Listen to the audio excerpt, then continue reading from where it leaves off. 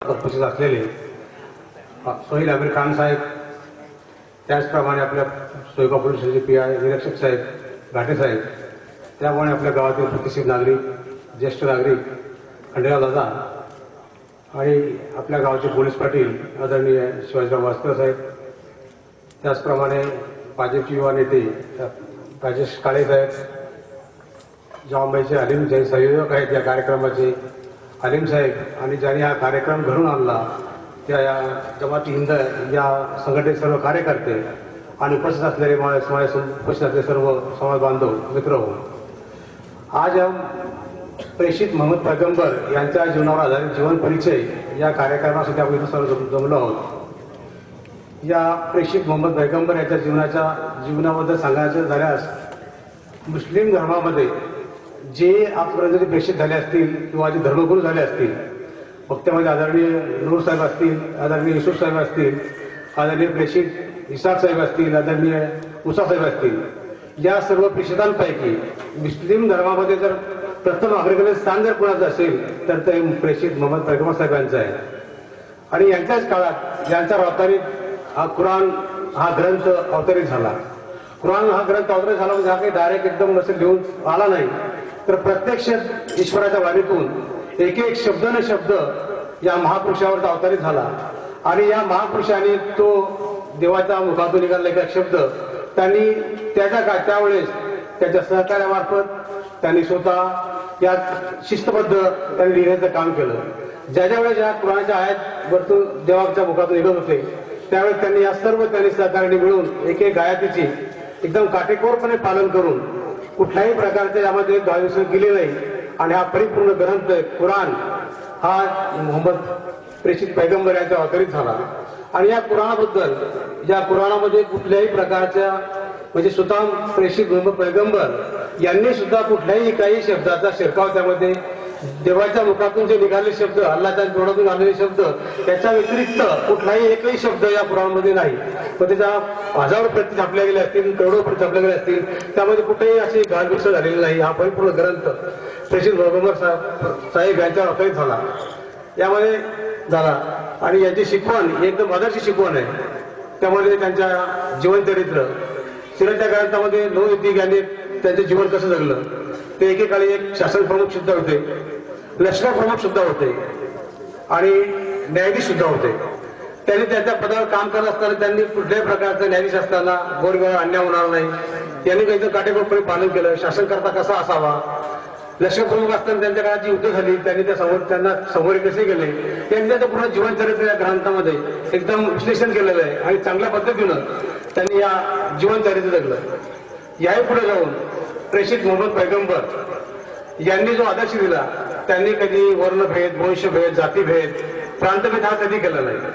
त्यांनी ही शिकवण दिली आणि हे जे मंत्र दिले हे काही मुस्लिम समाजात दिलेले नाही। त्यांनी अखिल मानवजातीकरता पूर्ण जगातील विश्वातील जो मानवजात असेल त्यांच्याकरता हा संदेश त्यांनी दिलेला आहे। आणि हा संदेश, त्याच्या संदेशाचं त्यांनी दिलेल्या जो काटेकोरपणे पालन करत असेल दिलेल्या संदेशाचं, तो खरा मुसलमान। मग तो जातीभाषा कोणी असो, हिंदू असो, मुस्लिम असो, या जो गोरवर्णीय असो, कृषीवर्णीय असो, कुठल्या जातीचा असो, कुठल्या धर्माचा असो, कुठल्या प्रांतात राहणारा असो, तो या इस्लाम धर्मामध्ये असो, त्यांनी फक्त दिलेल्या सिद्धांताचं जो काटेकोरपणे पालन करेल तो खरा मुसलमान। मुस्लिम समाजात जन्म मिळाला म्हणून मुसलमान नाही, त्या ह्या पवित्र प्रेषित मोहम्मद पैगंबर यांनी घालून दिलेला आदर्श, झालेला सिद्धांत, याचा काटेकोरपणे जो पालन करत असेल तो खरा मुसलमान। मग तो कोणी असू शकतो। त्यात असं त्यांनी दाखवलेलं नाही की हा मुस्लिम समाजाने शिकवण दिली म्हणून त्यांनी असं नाही। ज्या समाजाचं पालन करेल, ज्या सिद्धांत आदर्श दिलेला आदर्श जगेल तो खरा मुसलमान, मग तो कोणी असेल। मग त्या कुराणामध्ये त्यांनी चांगली शिकवण दिली। प्रत्येकाचा नमाज पडणं, रोजे ठेवणं, बाकीच्या गोष्टी त्यांनी आदर्श घालून दिला। त्या सर्व गोष्टीचं काटेकोरपणे पालन जो करेल तो खरा मुसलमान, मग ते कोणी असो। या प्रेषित महापुरुषाच्या जीवनाच्या आधारित जेवढं बोलावं तेवढं कमी आहे, तरी आपण जे बोलण्याचा प्रयत्न केला त्याबद्दल बोलताना कधी माझी चूक झाली असेल तर मी संयोजकाला माफी मागतो। आणि माझे श्री रंग बंडू काड़े उर्फ इनसे मैं जो आजच्या या जमाते हिंद इस्लामी हिंद कार्यक्रमाचे अध्यक्ष प्राध्यापक साहेब वाजेद साहेब आणि सोयगाव तालुक्याचे पोलीस निरीक्षक श्री घाटेकर साहेब, गावातील पोलीस पाटील शिवाजी भावस्कर साहेब, गावाचे माजी चेअरमन जगन्नाथजी गवांडे साहेब आणि गावातील प्रतिष्ठित नागरिक श्यामसुंदरजी खंडेलवाल साहेब आणि गावातील बंधूंनो, विश्वात मानवी जीवनाच्या इतिहासात सर्व धर्म जसे इस्लाम, ख्रिश्चन, हिंद, पारसी, बौद्ध याचे आत्मचिंतन केले असता असे दिसून येते की कल्याण आणि सर्व धर्म समभावाची वृत्ती जागृत होते. मुस्लिम धर्माची मान्यता आहे की आदरणीय प्रसिद्ध मोहम्मदच्या जीवनातील 40व्या वर्षात सृष्टी निर्माण अल्लाह यांनी त्यांना प्रेषित बाल केले आणि मानव जातीच्या कल्याणासाठी ग्रंथ कुराणचे वचन दिले. पवित्र ग्रंथ कुराण मध्ये इस्लामी जीवन पद्धतीचा पवित्र सांस्कृतिक आणि सामाजिक व्यवस्थापनाचा आदर्श विश्वासमोर आला. या विश्वाने मानवाचा कुटुंब, परिवार, समूह, धर्म तसेच देशात विभाजित केले आहे. म्हणून प्रेषित मोहम्मद यांनी मानवी जात एक आहे आणि आपण एकाच आई वडिलांचे पुत्र आहोत आणि मानवी जातीच्या भलाईसाठी काम करण्याची प्रेरणा कुराण या ग्रंथामध्ये त्यांनी दिली. एवढेच या प्रसंगी बोलतो आणि माझे 2 शब्द संपवतो. जय हिंद. अब मैं संतोष घाटेकर पुलिस निरीक्षक साहेब सोयगांव पुलिस स्टेशन, मैं इनसे विनती करता हूं कि वो आकर 2 शब्द कहें.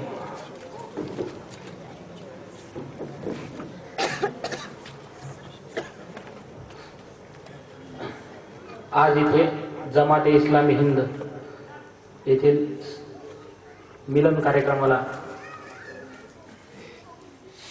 उपस्थित असलेले आजच्या कार्यक्रमाचे अध्यक्ष वाजिद सर, यवतमाळमधून आलेले प्राध्यापक तसेच खंडेवाल सर, या गावचे पोलीस पाटील अनिल काळे साहेब व मंचावर उपस्थित तसेच फरदापूर येथील ग्रामस्थ. हा कार्यक्रम सुरुवातीला मी आज पहिल्यांदाच इथे उपस्थित झालो. फरदापूर हे पहिल्यांदाच पाहिलं. तर या कार्यक्रमाच्या निमित्ताने इथे उपस्थिती झाली आणि एक चांगल्या प्रकारचं वातावरण इथं पाहिलं मी. खरं पाहिलं तर या कार्यक्रमाबद्दल माझं एवढं म्हणणं आहे की बाबा इथं हा कार्यक्रम जमाते हिंद या संस्थेने याच्यासाठी प्रस्थापित केलेला आहे की इथं चांगले विचार मांडले जावेत. प्रत्येक धर्मात चांगलेच विचार दिलेले आहेत. सर्वांनी चांगलं आचरण करावं, सर्वांनी एकमेकाशी व्यवस्थित वागावं आणि प्रत्येकानं आपल्या धर्मग्रंथाचं जरी यथोचित पालन केलं तर पोलिसाचं काम पडणार नाही, एवढं मला असं वाटतं. पण आपण ते पालन करतो का ह्याची इथं हे राहिलेलं आहे.